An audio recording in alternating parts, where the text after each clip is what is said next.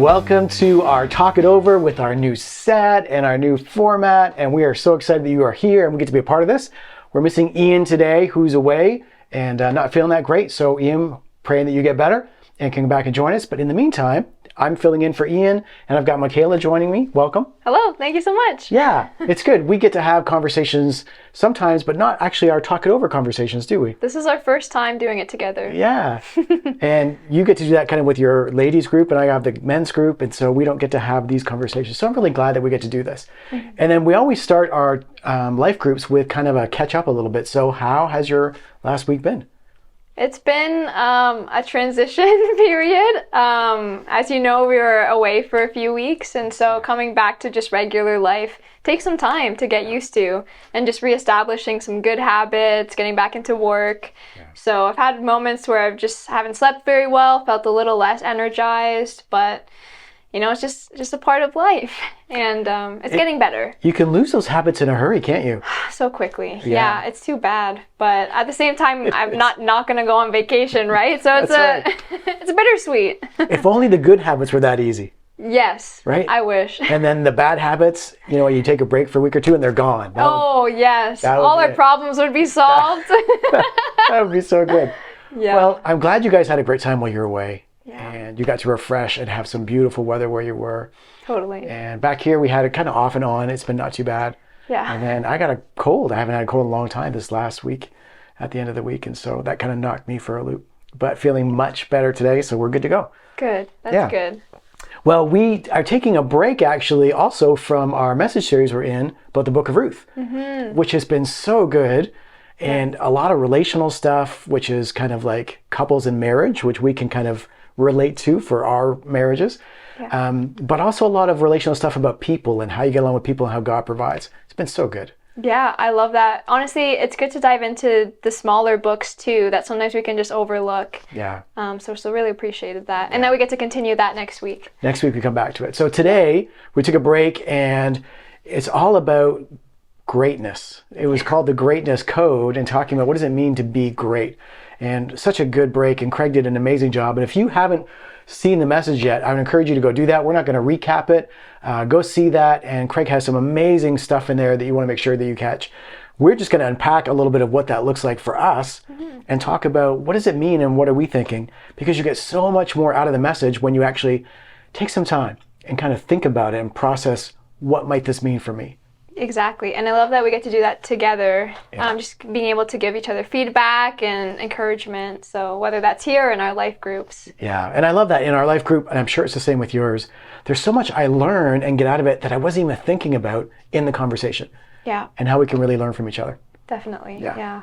Good. All right. So we're going to start off with just talking about what the most important or impactful part of the message was for you and why. And it's kind of an open question because different parts hit different ones of us at different times. And so this gives you kind of open that you can do whatever you want with it. What was on your mind? What hit you? Was it a main point? Was it an off point? And then we can have some great conversations about that. So what were you thinking about that was like, wow, that really impacted me? I think for me, it was just when Craig kept highlighting that you can't love Jesus without serving others. Yeah. And just how the Holy Spirit gives us so many promptings to love and serve people. And we have the opportunity to choose. Are we going to say yes or no to that calling? And I know for myself, sometimes I'm in those situations and I feel like I need to do something and I don't always follow through. Yeah. And I regret it and I feel really guilty. And then there's other moments where I follow through and I'm like, yes, I'm going to be, obedient. Yeah. And just being able to see the fruit of that, whether that's, you see it, that it made a difference in that person's life, or it's just like an internal thing that you feel. Yeah. And like we already know that if we do serve, it feels good on the other side, but sometimes we don't do it anyway. Yeah. Yeah.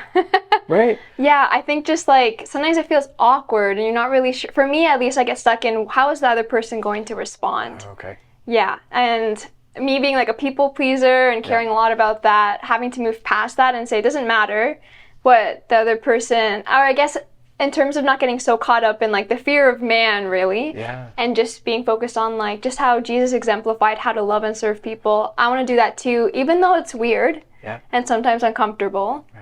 Being able to say yes anyways. And it's funny, right, how our own comfort can get in the way.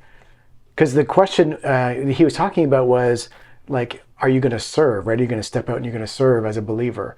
And sometimes it's not, I'm rejecting the serving opportunity. Sometimes it's, I'm thinking about me and I'm just choosing what I want right now. I'm not even really thinking about the serving piece, right? Yeah. It's just a me focus. So it doesn't even dawn on me. Oh yeah, I could have. So he gave the example of being in the hardware store and seeing this little old lady reaching up trying to get some hedge clippers, and he goes over to help her down. Well, he had to actually notice that first. And if I'm really absorbed in like I'm busy and I need to find this or I'm frustrated, then I don't even see her. And so how can I serve her? Yeah. Yeah, it's just having that like open mind, open heart to the possibilities. Yeah. And I get that, even if it's like finances and giving, right? And you're like, actually, I can't give, or I have A, B, C, D, like you're trying to save for a house, these bigger things. And there's that tension sometimes that you have to deal with of like, am I still, I don't know. To be honest, I haven't gotten to a point where I can say, I'm always saying yes and I'm always aware of those opportunities. Yeah. But I love that because I come back to what Craig taught about we're training, not trying. Right. Yeah. And so whenever we get it right, it's reinforcing, that's good. Let's keep doing those. Let's keep working on it. We haven't arrived yet. That's okay. Yeah. We got to give ourselves permission to miss it sometimes and just do it differently next time. Right. The pre-decision of like, no matter what I'm feeling in that moment, I'm going to pre-decide to be obedient. Yeah, that's good. Yeah. Because then you don't stop and think about how do I feel right now? I'm just going to do it. Yes. And for feelers, like myself, you can get so caught up in those. And I found that like with COVID too, and as you talked about comfort, my tendency to just seek things that are comfortable is just way more than before, and putting myself out there. So wanting to get back into like, okay, it's not all about comfort. And Jesus lived a very uncomfortable life. He really did. And he was on mission and constantly pursuing God's will. And I want to be able to do the same. Of course, you know, I'm not Jesus, I'm not fully God, but I'm imperfect, but just knowing that this is, like you said, like a lifelong journey of slowly getting better, slowly saying yes, and just following God's will. Yeah. It takes time to get there. And we got to give ourselves permission, right, to take time. That's the hard part. Yes. The one that I keep thinking about was he talked about, Craig said, in our pride, we often criticize those with dirty feet instead of washing them. And I thought, isn't that so easy for us to do, is we actually look at people that have some way they need to be served and we blame them and we point out how they're failing or they're coming up short instead of thinking, wait, I could be serving them in some way to help with whatever that issue is. Yeah. And I know how easy it is to fall into that, right? Like point the finger at somebody else. And so Jesus could have been like, you guys all came to the table with dirty feet. What were you thinking? You should have cleaned them. And instead it's like, no, this is an opportunity for me to serve them in some way. That's huge. Yeah, I wasn't even thinking about like the fact that the disciples were talking about who was the greatest among all of them, and Jesus like overlooked that conversation and said, I'm still going to step out and serve you. When he could have just kind of said like, well, actually none of you like, you know, have that title. Yep. Right? Or with Judas, he knew that he was going to betray him, but Jesus said, still going to serve you anyways. Well, and Jesus being God and man, doing all these miracles, could have just like, and their feet were clean, right? He could have done that. So he actually got down on his knees and scrubbed the dirt off their feet one by one around the table. Like he made the point of doing that to set that example for us. I didn't even think about that. Yeah. That he has just so much power that he didn't use, yeah, you know, so that he could set that example for us. Which, right, we have all kinds of power in the different positions and things that we do. Can we set that aside and actually serve people at a level that's humbling for us? Yeah. That's the challenge. Yeah, as much as we want magic and like, oh, I wish that all of these dishes or chores or something can go away, sometimes it's just actually taking the time to do it. Yeah. And be humble enough to actually do it. Yeah. And it is humbling. Very much so. Yeah. Right. It is humbling. Yeah. And we get reminders of that. Sometimes, depending on who you're serving, it can remind you of this status issue. And that, am I willing to humble myself? I remember when we were handing out sandwiches to the homeless downtown in Toronto. Yeah. And they kind of gave a little bit of instruction because it's not as simple as just go hand out food. It's like you're engaging with people. And somebody expressed, when you're doing this, people will stake out a place and that is the place they will always be at that becomes like their home. And so when you're approaching them, it's like you're approaching them in their home. And so get down to their level and be humble. Right. And just that simple thing of like get down on your knee and have a conversation eye to eye with them. And that always stuck with me. Like, yeah, I need to get down to with them so that I can have a conversation and serve them. Yeah, that physical posture changes things. Like even when you're talking to kids too, and not just like this top-down communication, but being able to be at your eye level, meet that person where they're at, and have that physical like view of, hey, we're on the same level. It's funny how we instinctively know that, right? Because if you see someone who won't crouch down to talk to a child, you kind of have a sense of they're not good with kids, right? You kind of get that, But if you watch somebody actually get down and eye to eye with them, you're like, oh, they're really good with kids. Yeah. Unless you're trained, like I had to be trained as a camp leader. You have to get down to their level, and then you're less intimidating. Yeah. So I get that too, even with like a workplace, right? In different hierarchies of leadership. Right. When you come across a leader who is caring and approachable, all of a sudden, like the intimidation, it just goes down, and you're able to just see them as a person. Yeah. For who they are. So by serving people, it changes the dynamic of the relationship too. 100%. Yeah. Oh, so good. So what was the most impactful for you? And if you want to share that with us, we'd love to see that jotted down in the notes underneath. Leave a comment or something, and we would love to hear what impacted you the most. Well, our next question under Start Thinking is read Mark chapter 10, verses 43 and 45. And I'm going to get Michaela to do that. Sure. So not so with you. Instead, whoever wants to become great among you must be your servant. For even the Son of Man did not come to be served, but to serve, and to give his life as a ransom for many. And the question is, how does Jesus' definition of greatness compare to the world's definition? So, right on the surface, it seems fairly obvious that Jesus is saying it's serving. What do you think the world's definition is? Well, comfort, as we talked about, and just that's all about us. Yeah. This whole like instant gratification of having like the best stuff, of having like so much money, going on the best vacations. It's really just like this facade, or this like, you know, this image that you put on, thinking about social media, for example, and all these snapshots of like life is good. And I don't know, I guess it's not deep, and it's not about other people. It's just about yourself. The focus is really on me. On my position, on my power, on my performance and how you're seeing it, on the finances that I have and what I can do with it. Right? Oh, I have everything all together. My relationships are all good to go. Perfect marriage. Kids don't cause any issues. That's right. All of that. That's right. And I can afford these expensive places, these expensive things. Or when I walk into the room, I can tell people what to do. Right? I'm in charge here. Right. Yeah. All about the flesh. Yeah. And it's just constantly nagging at you moment by moment. And it's like, are you going to choose to, give into that or not? And it's not easy to choose the Spirit, because it's against your human nature. Yeah. And we're getting that reinforced, I think, all the time from society around us. Like, this is what it means to be great. This is what it means to be the best, is because you got to have all of these things and achieve all of these things.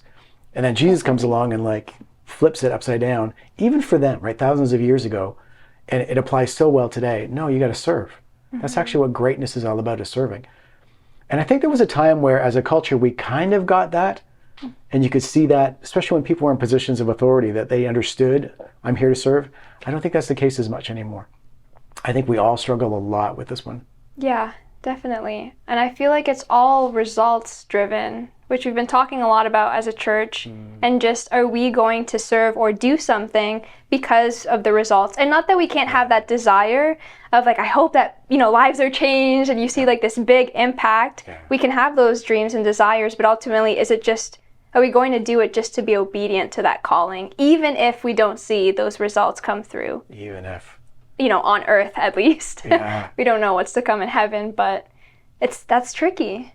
That's really big, isn't it? Yeah. So I guess you could say in church circles even, we struggle with that because the results are what gives us our greatness. Right. We can define it that way. Yeah. Yeah. And if we're not seeing all of these results that we're looking for, then we're not great. And if we are seeing those results, then we're great.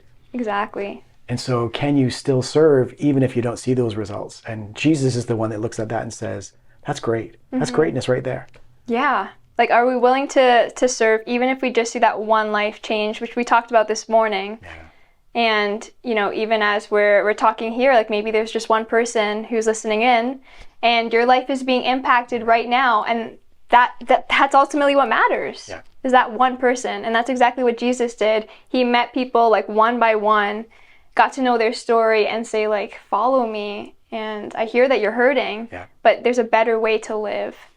It's such a different way to define what greatness is, and to see it not as results, not as what I have, not as who I am, but what I can bring to other people in terms of just being obedient and serving them. Yeah. And that God really values that. I love the fact that in the conversation before this, what you read, they're arguing about who's the greatest, right? The disciples are like arguing about who's the greatest. Yeah. But Jesus doesn't rebuke them for that. He doesn't say, how dare you talk about being great? Like you should not be thinking about that at all. He doesn't say that. So in a sense, it's like implied, it's okay to think that way. Right. It's okay to think, well, I want to be great. Yeah. That's kind of what he's implying, right? And by the way, he says, here's how you get there. You serve other people.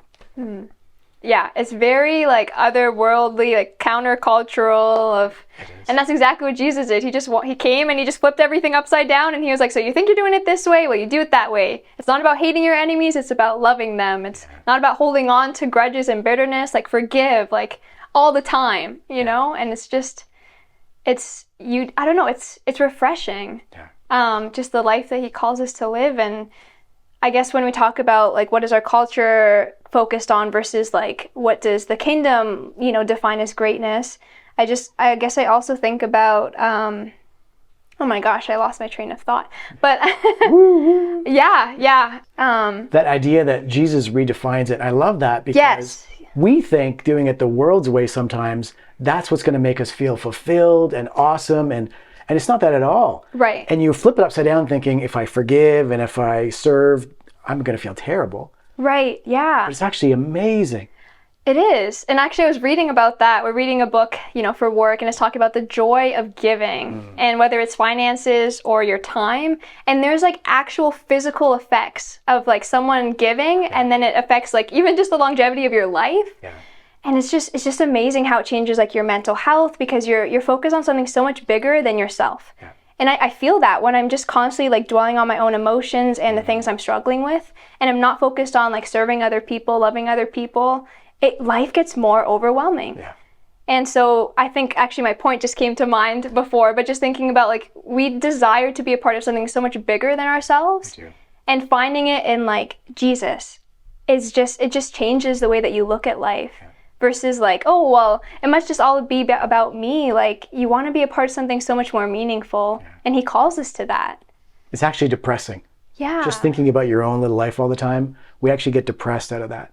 And, they've done clinical studies that, it really does. It changes our mindset when we begin to think about other people and not ourselves and begin to serve them. Yeah. So valuable. Yeah. Well, there are lots more questions in the Talk It Over, and we're not going to take the time to go through them today, but you can. Find a couple of people in your life that you can take some time to talk it through with.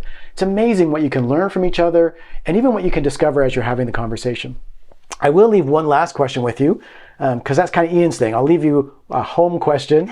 What need is God calling you to meet right now, and how can you take a step toward meeting that need this week? And that would be a great thing to have a conversation about, so I hope you do.